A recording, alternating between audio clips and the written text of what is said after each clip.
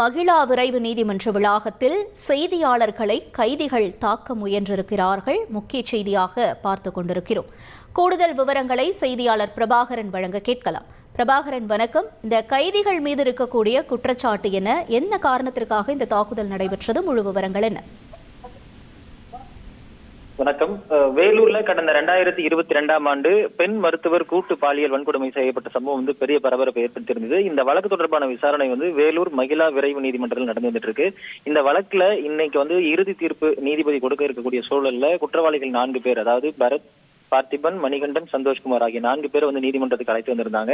அப்போ அந்த வந்திருந்த கைதிகளை செய்தியாளர்களும் ஒளிப்பதிவாளர்களும் போட்டோ மற்றும் வீடியோ எடுக்க முயற்சித்த போது அதுல ஒரு சிலர் அந்த கைதிகள்ல ஒரு சிலர் அங்க இருந்தக்கூடிய ஒளிப்பதிவாளர் தாக்க முயற்சித்ததோடு கொலை மிரட்டலும் எடுத்த சம்பவம் பெரிய பரபரப்பை ஏற்படுத்தியிருக்கு. இந்த சம்பவத்தினால நீதிமன்ற வளாகத்துல கூடுதல் போலீஸ் பாதுகாப்பும் போடப்பட்டிருக்கு. அஞ்சலி, விவரங்களுக்கு நன்றி பிரபாகரன்.